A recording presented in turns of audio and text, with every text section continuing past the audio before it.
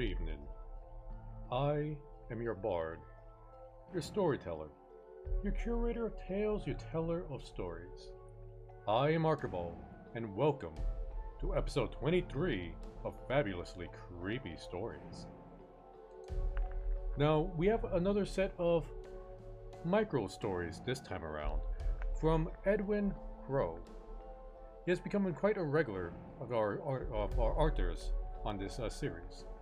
Again, if you find any of his tales interesting, there's a link down below in the About section to his website. I'm just thinking about it. 23. We have 23 episodes, and I'm pretty sure I miscounted somewhere in the middle there. I didn't think the series would be going on that long, but I'm happy it is, and I hope you are too. Hello Shaolin, welcome to the Fabulously Creepy Stories, and I hope you're ready for a new set of nightmares this week. Now, to start off our micro stories, or short stories if you prefer, let's see what we have on schedule.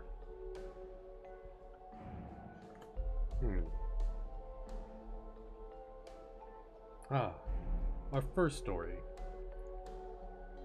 Take Me Somewhere, The Dawn of Teleportation.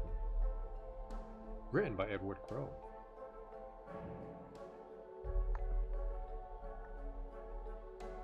We read about it in books and saw it in movies, the newscaster said into the camera. 1 year ago, today, Take Me Somewhere became the first company to bring the teleportation to the masses. Overnight, its stock boomed after the successful demonstration in which TV legend Patrick Stewart was teleported from New York to London. He had this to say: "I boldly went where no man has gone before," Sir Patrick said from his wheelchair. After the takeover by Microsoft, all looked good for the company.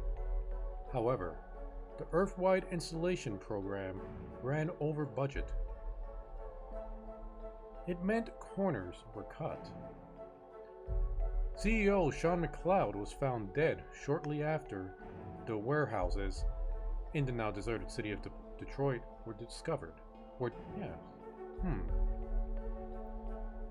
Whistleblower Ming Tao came forward revealing that, in trials, 1 in 5,000 transportations ended up in disfigurement. Behind me, the newscaster turns and points. This is where they teleported the disfigured before they arrived in their intended destinations, and like animals, were executed so that they could not share their story with their families or with you. Today, the death toll stands in the hundreds of thousands. A website has been set up for the families of the missing. People are asked to take alternate methods of travel. I'm Dan Linebacker of Inside Story. Good night. This story reminds me of what I've heard about teleportation in the Star Trek universe. Have you heard about this, or are you just not quite nerdy enough? Well, I'll tell you. You see, in the Star Trek universe, when you teleport, they technically kill you. Your body is destroyed, rendered into data, and you're simply uploaded in your requested destination, and a clone body is created for you. So each time somebody's teleported in that show, you're witnessing a murder. Isn't that interesting trivia? Be sure to tell your grandchildren. And now for our next micro story.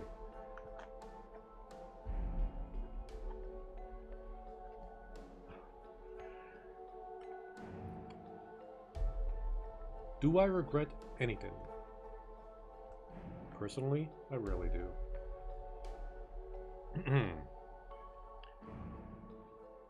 I contemplate my life as I lay in the hospital bed.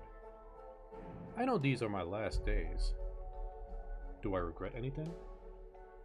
Maybe. I was a bodyguard to the president before his impeachment. After that, an enforcer for the mob. I guess that is what I am most known for, and maybe that is what I regret. How do you feel? The man asked as he closed the door behind him. I do not recognize him. His clothes are not that of a doctor's. As best as you can expect. What's the prognosis? I asked. He leans towards the dialysis machine. Hey, what are you doing here? Bryce says, my bodyguard, as he enters the room. The doctor leaves with a sheepish look. You okay? He asked. Yeah, sure. What was that about? Nothing for you to worry about, boss. Just get some rest. I relax into the pillow, happy that Bryce is here. Do I think people will miss me when I'm gone? I doubt it. After they tried to send me down, but there was not enough evidence. You could say I was hated. However, I did what I needed to survive. I woke up the next day with Bryce standing over my bed. Hey, you're awake, he said, smiling. You feeling any better? Actually, yeah. I might beat this after all. I laughed with a croak that turned into a coughing fit. Bryce, what are you doing? I asked, confused as he pulled the pillow out from behind my head. Sorry, boss. Today is my day in the death pool. I'll make a cool million. Just go with it.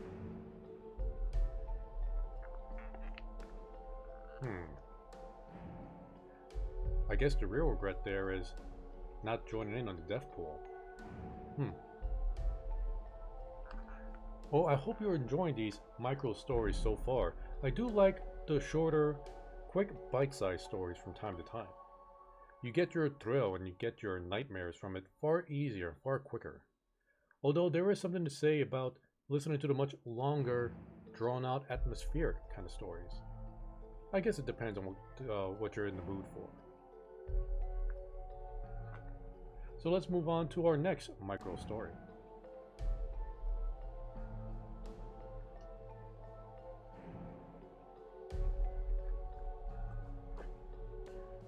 This one is called 2:31 a.m. My goodness, can you imagine even waking up at that time? Or more likely, going to sleep at that time. Well, let's begin. The first things I saw when I opened my eyes were the lifeless body and the bloody knife laying strewn out on the floor. In the darkened room, I approached the curtains, seeing the flashing lights strobe the walls. An ambulance, followed by 3 patrol cars near the house. I ran down the stairs and reached for the first door. The paramedics charged in. Hurry, please, please, do something! I shouted as the uniformed men brushed past me and onto the first floor. They checked the body for signs of life, holding the wrist, looking for a pulse. Time of death, 2:31 a.m.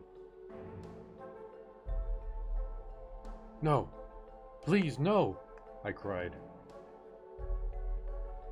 With a rehearsed practice, they lifted the body into the black plastic bag and zipped it up. Please, it's not too late. They didn't hear me.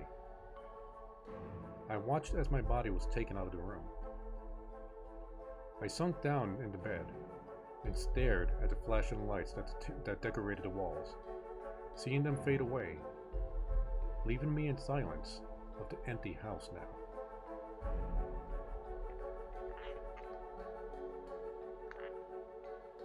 Well, some do say you see a light on death. Perhaps that light is of the ambulance as it approaches. Curious to think about. Ah, thank you so much for the lemon donation. Mrs. Doko? I'm sorry, although I read quite many stories, I do have trouble pronouncing some names, but we appreciate the donation nonetheless. It will help this channel very much. So let's move on to the next Michael story.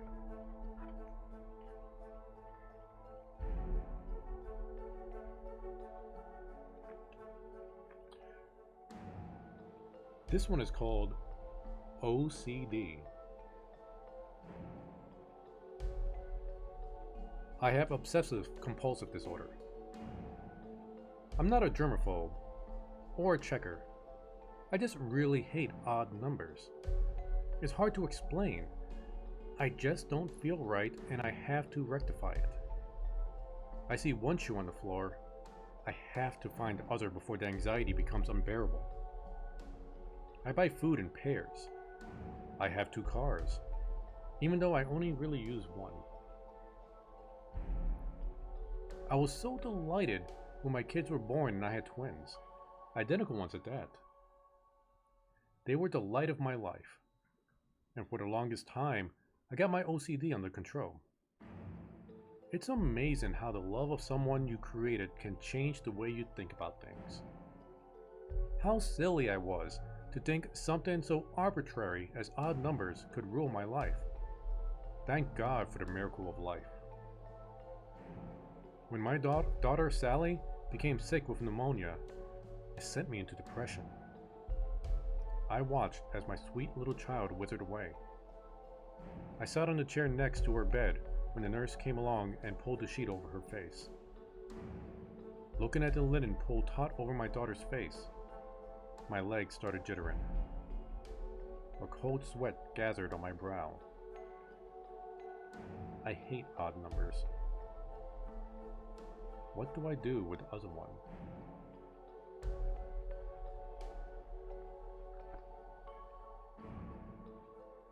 Well, adoption is an option, I suppose.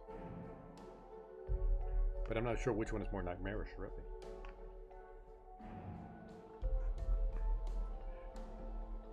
And let's see how many more of these micro stories we have left, shall we?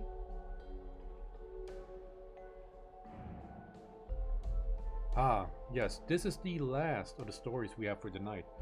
A little bit longer than the others, and I do realize that this episode is being a bit shorter than most, but that's what you get with micro stories. Thank you so much for the ice cream donation, Mrs. Doko. It's very much appreciated.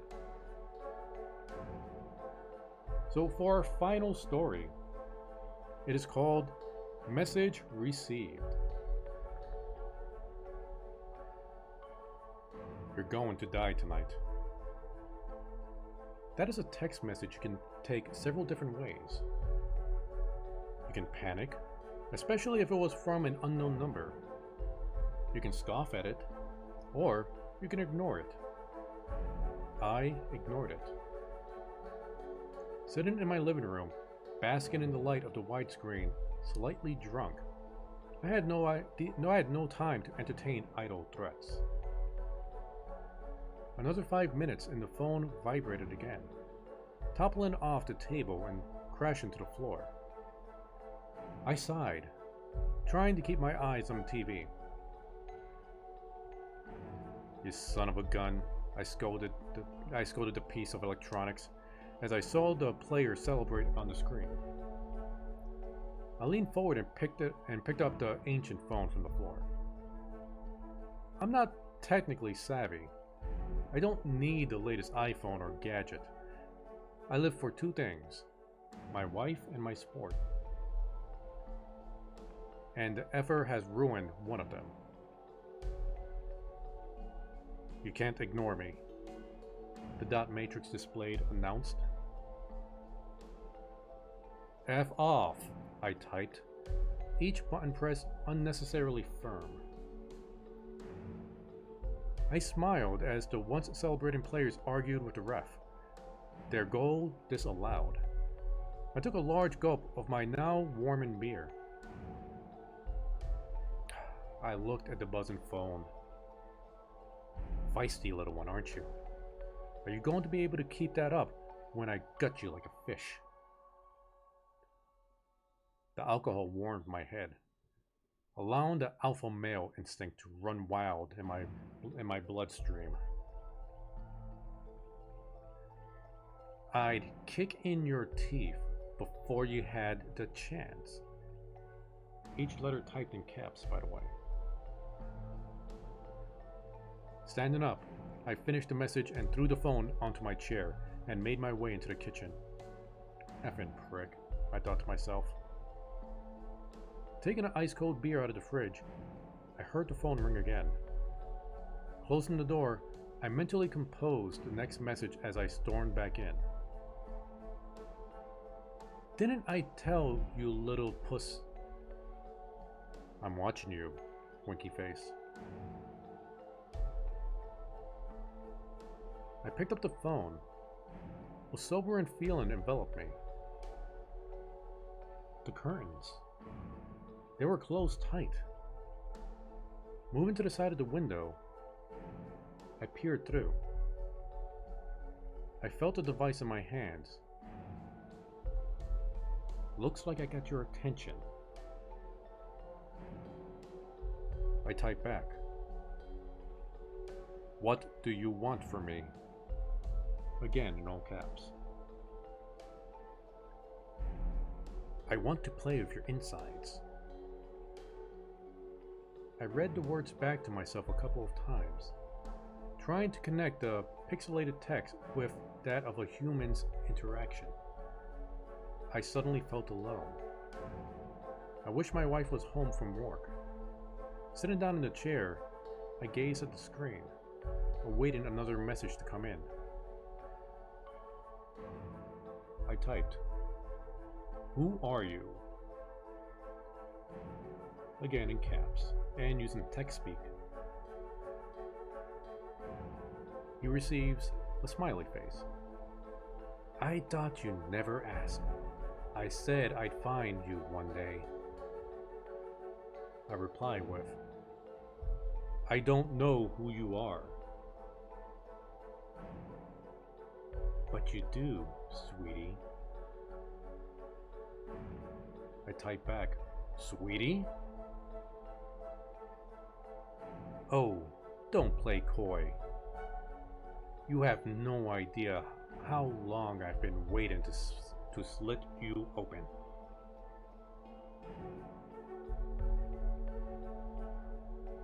Contra zoom. A cold sweat grasped my hands as I jabbed for a quick dial for my wife.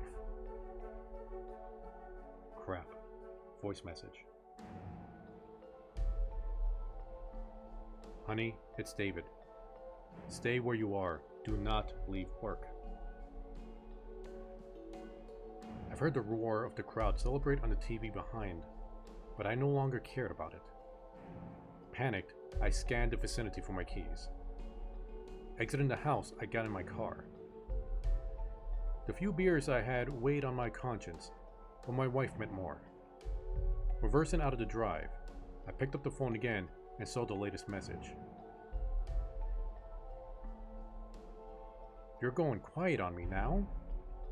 After all we've been through? I sped down the narrow road, skidding with a screech onto the main street. I dialed the number again. Please pick up. Please pick up. It went through to the answering machine again. Well, the voicemail. I pressed the hung up button. Anxiety held my body in a state of flux. I pushed the old car to its limits, the surroundings darkening. As the road widened, leaving my small town, the screen brightened on my phone again. I ignored it. I pulled up outside the gas station diner and breathed a sigh of relief. The bright interior illuminated my wife as she took an order off an anonymous trucker. Locking the car behind me, I entered the premises. Oh, hey gorgeous. What are you doing here? She said in her bright southern twang. I can't do a southern accent. You got to go. Come with me. I said, beckoning her to leave. But I've got another 30 minutes left, she said, confused. Hey, Darryl, I need to take Maggie home. It's a family emergency. He nodded from behind the servant counter. Thanks, man. I appreciate it. I took off my coat and covered her. What's wrong, babe? Nothing. Just get in the car. Is it okay if I drive? She smiled as she asked. Sure, hon. I slunk down in the passenger seat, letting out a large breath. My wife put the car in gear and turned it around. It's nice to see nice to see you and all. But what's the rush? I didn't get to pick up my tips. I composed myself, more relaxed now that she was in my company. Oh, it's nothing. I've just had this horrible text. I was worried about you. What? On that old thing? I'm surprised you still use it. That being my sister's and all. A fresh sense of dread cloaked my body as I activated my phone to read the message I had ignored.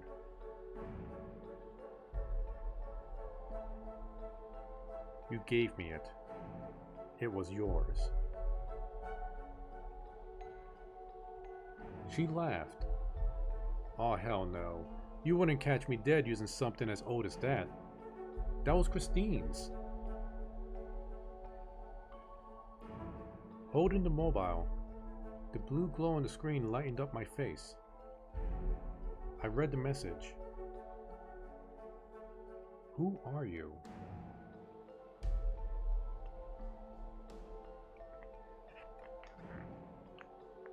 Well, now, wasn't that quite the interesting twist? I think the family reunion might be a bit awkward next time around, don't you think? Well, that is all we have for our micro story edition of Fabulously Creepy Stories. I know it's short, but these episodes tend to be quite random with the length of these episodes. Some shorter, some longer. This just happens to be one of the shorter ones. But I do hope you've enjoyed your time here with us. Tomorrow, Choppy will be back playing his video games, and I think he has something special planned. I'm not privy to it, nor do I really care. But that's that. Till then, I hope you all have the most fabulously creepy nightmares tonight. Good night.